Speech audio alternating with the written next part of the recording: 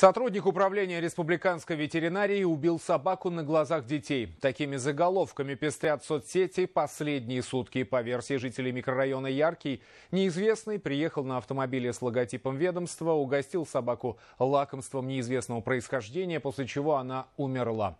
Управление ветеринарии Башкортостана не стало отмалчиваться и сегодня выдвинуло свою версию, какую расскажет Радмир Азнабаев.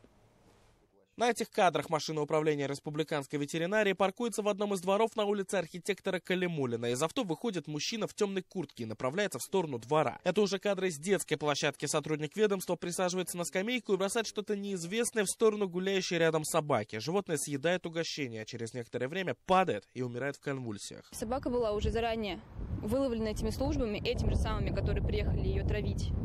Они стерилизовали эту собаку, оценили ее психологическое состояние, то есть собака не опасна.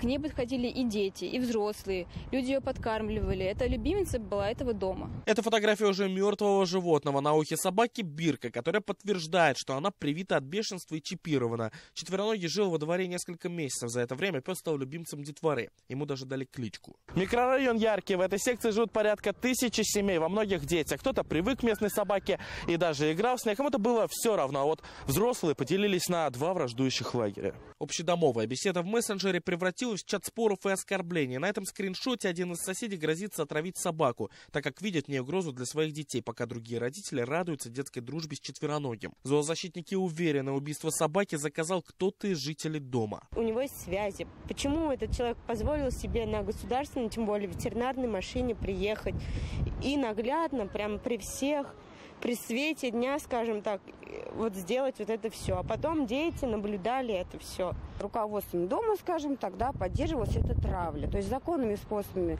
они не смогли справиться, хотя собака была абсолютно спокойная. Они решили сами решить эту проблему. И прямо в чате есть эта переписка. Все, ждите, скоро собака будет отравлена. А вот в управлении республиканской ветеринарии подтвердили, что это их сотрудник. В ведомстве сейчас проводится служебная проверка. Однако там уверенно, видео смонтировано, а жители двора занимаются, цитата, инсинуациями и нагнетанием обстановки. Приведенные фото и видеонарезки имеют разный временной промежуток и не являются доказательством гибели собаки. Для установления причины гибели животного требуется проведение патологоанатомического вскрытия трупа. Жильцы дома написали заявление в правоохранительные органы. Они намерены отдать труп животного на независимую экспертизу, чтобы установить точную причину смерти собаки. Если результаты осмотра подтвердят версию жителей об отравлении, сотруднику республиканского ведомства грозит реальный срок за жестокое обращение с животными. Санкции этой статьи предусматривают до 5 лет лишения свободы. Радмир Азнабаев и Булат Закирьянов. Новости. Уфа.